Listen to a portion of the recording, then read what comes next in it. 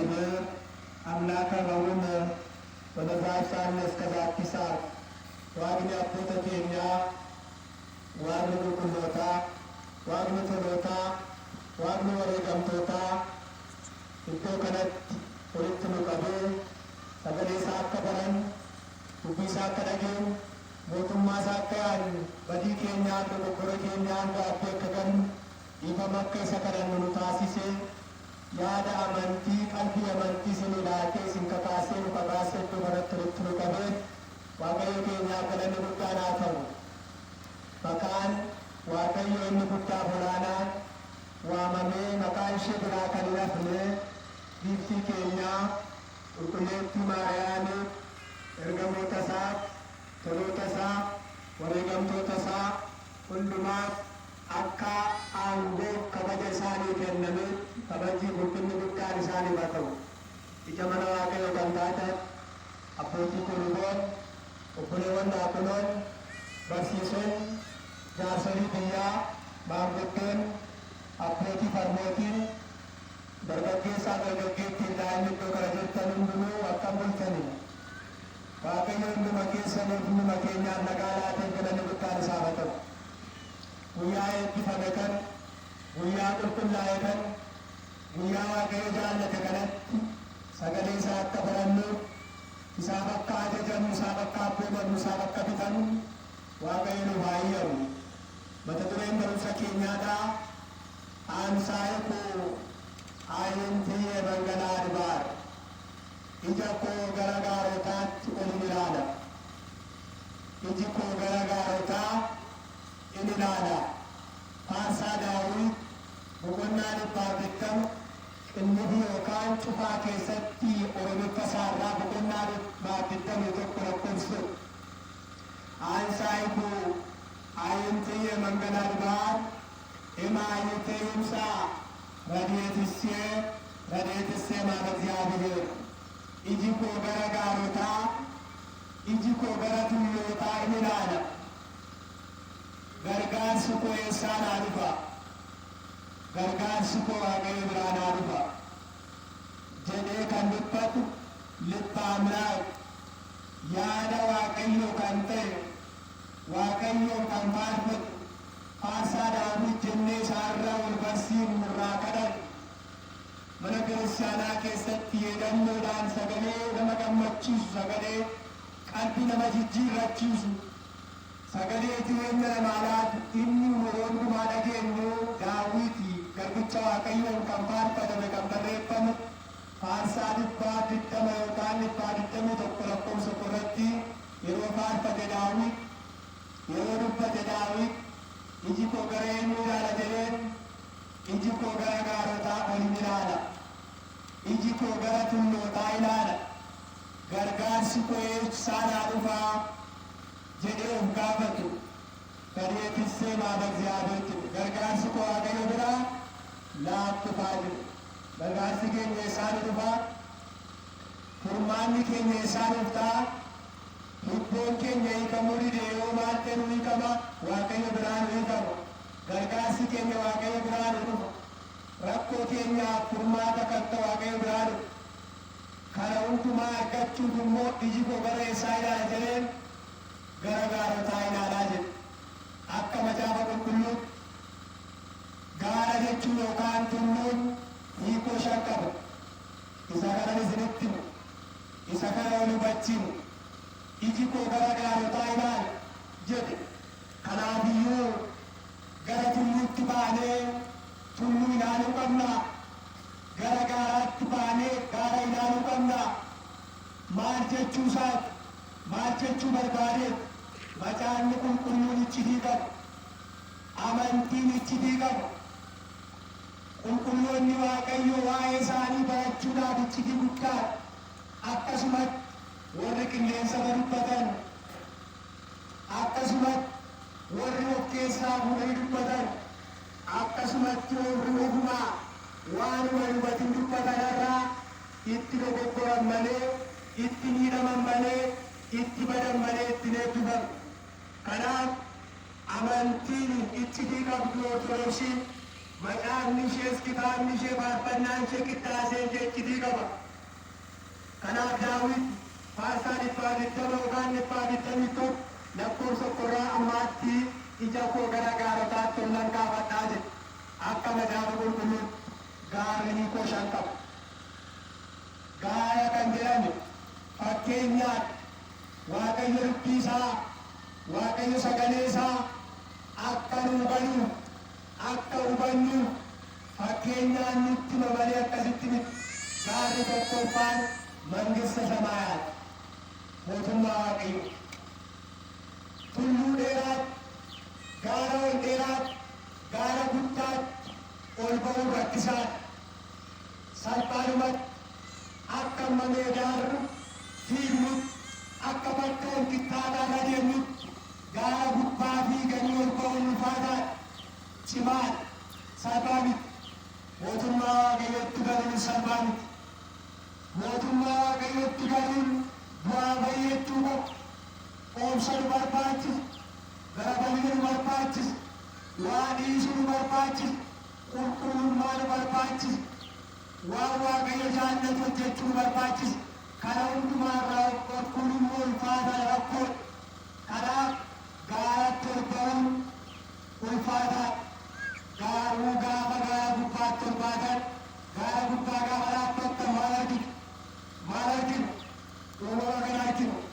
Daraaraa bakkee keessaa arginu. Biqilaa adda addaa arginu. Mukoota nama gammachiisan, nama bu'aansan arginu. Tulluu gubbaatti gaafa baanu nu bu'aansa nu gammachiisa. Mootummaa Waaqayyoos gammachuu qabu. Kanaaf gaara yeroo jiru hundumaa macaafa qulqulluu keessatti akkasumatti nu tokkoffaan mootummaa Waaqayyooti. Kanaaf Daawit macaafa faarfannaa boqonnaa 23 yookaan 24 lakkoofsa 3 gubbaan mannuu yaarrek ውስተ ደብረ እግዚአብሔር jedhu. Mannuu yaarrek ውስተ ደብረ እግዚአብሔር ዘንጹሕ ልቡ ወንጹሕ ዳዊት የዋቀዮ ጋራ keessa ol dheeraadha. Waaqayyo tulluu keessa ol dheeraadha. Nama akkamiitu ol baate? Nama akkamiitu tulluu keetti ol baate? Kana jechuun tulluu lafarraa arginu miti. Nama akkamiitu mootummaa keetti galaa? Nama akkamiitu gara kee dhufa jedhu? Bal'isuun leppuu jedhu nama yaada qulqulluu qabu, nama laphee qulqulluu qabu, bal'isuun daandoomu, nama harkisaa hin xuraayin. Nama harkisaa qulqulluu ta'e, nama ajjeesuu keessaa, nama miidhuu keessaa, mare hamaa keessaa namni harka hin qabaatin nama akkasii torbaa tulluu keetti. Nama yaada qajeelaa qabu torbaa jedhu. Kanaaf tulluu inni jedhame tokkoffaan mootummaa Waaqayyoo ta'uusaa nu hubachiisa. Gara tulluu Waaqayyoo isaa qulqullaatti eenyu torbaa isaa harki isaa hin xuraayin garaan isaas qulqulluu isa ta'eedhaa jedhee dubbata. Kanaaf tulluu kan jedhame mootummaa Waaqayyooti. Mootummaa Waaqayyoo yaaduun, mootummaa Waaqayyootti galuun, kan Waaqayyoo ta'uun laphee keessan qulqulleeffadhaa nuun jedha sagaleen kun harka keessan hin xureessinaa nuun. Kanaaf tulluun tokkoffaan mangista samaati. Lammaffaan arbaar yookaan tulluu kan jedhamu giiftii maaramii dubbata. Tulluun lafa kana caalee argamu. Tulluun uumama lafarra jiran caalee argamu. Tulluun lafa adda addaa caalee ol ka'ee argamu. Giiftii maaramiinis uumama caaltee argamu. Haati Waaqayyoo Sillaasee yookaan abbaa fi ilmaa afur qulqulluu irraa kadhatu kan ishee caalu hin jiru. Ergamoota ni caalu, hangafoota phaaphaasota ni caalu, qulqulloota hundumaa ni caalu. Kanaaf tulluun lammaffaan gara tulluu Waaqayyootti ija koo kaafata Daawit jedhu giiftii maarame.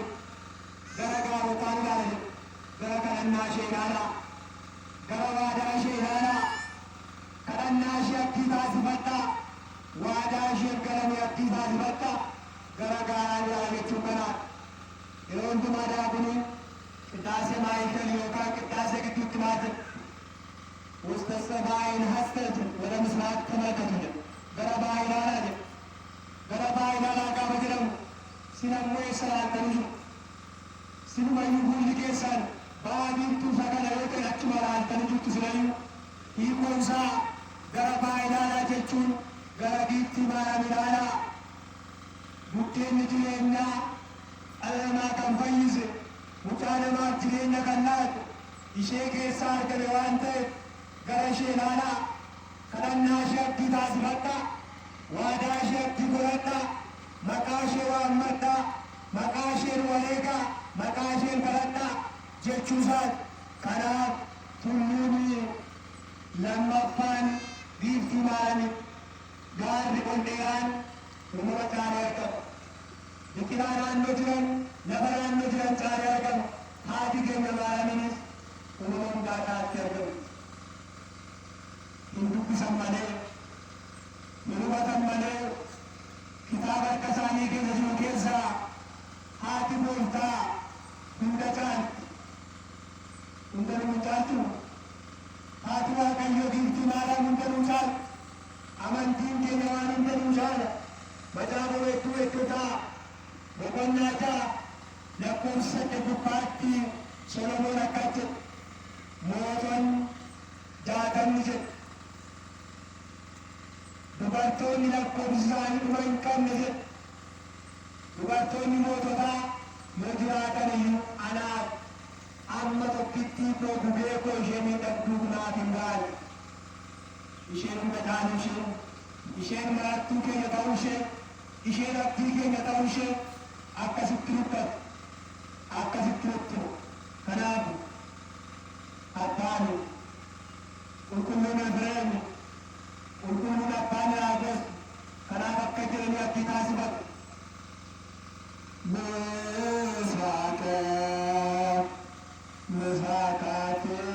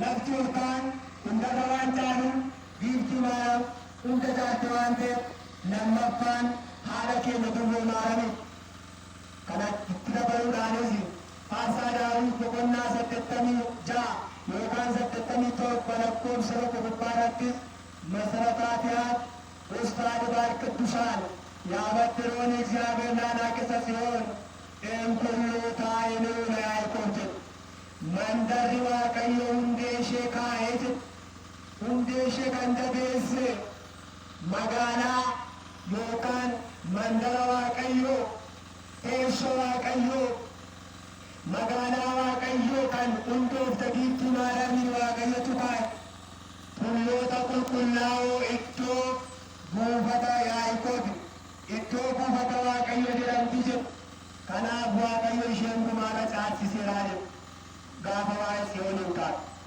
Kanaaf lammaffaan tulluun jedhamee haala kennu. Sadaffaan tulluutti ija koo ol kaafadheera yookaan iji koo gara gaarotaa inni ta'u jiru sadaffaan beeta kiristiyaana yookaan mana kiristiyaanaa kana. Manni kiristiyaanaa kun manoota hundumaa mana sooressaa mana moototaa yoo godoo gochoo citaa taateellee miidhaginni ishee isaa hintsaa guddaa isa gamoo guddaa caala yoo godoo gochoo dunkaana taateellee yoo mana xiqqoo taateellee manni kiristiyaanaa simboo isheen qabu surraa isheen qabu miidhagina isheen qabu mana moototaa mana abbaa qabeenyaa mana namoota gurguddoo caalatti argan kanaaf manni kiristiyaanaa tulluu sanatti bakkeeffamu. Macaafa qulqulluu keessatti raajichi Ermiyaas waa'ee kana waan dubbatu qaba.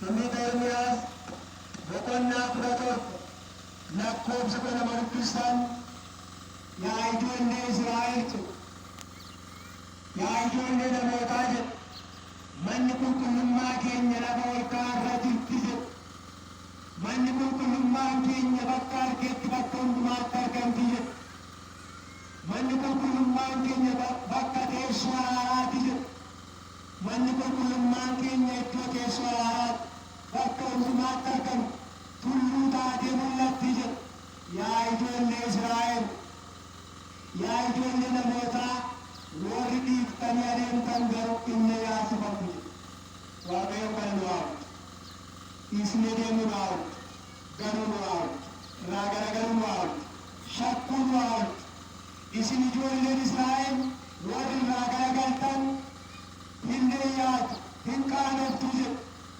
kaan miti qaana'uu qofa miti salphachuu qofa miti maqaan keessaniyyuu akka maqaa chookii yookaan boronkiidhaan daandii irratti barreeffamee dafee badu maqaan keessan dafee badate waaqayyo kan nu haa baraatu.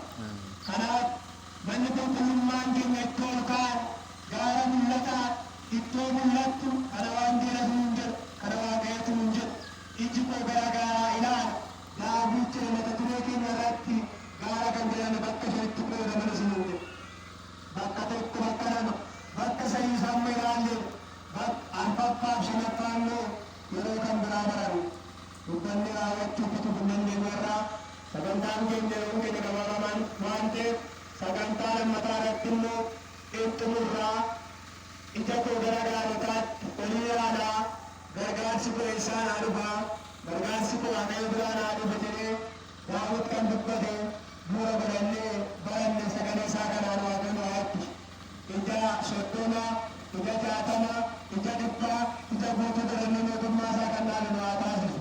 ስብሐት ለእግዚአብሔር ካህነ ዘበቀለ ከበላምልኮ ስብሐት ለማርያም አምላክ እግዝእትነ መድኃኒትነ ስብሐት ለመስቀለ ክርስቶስ ዕፀ መድኃኒትነ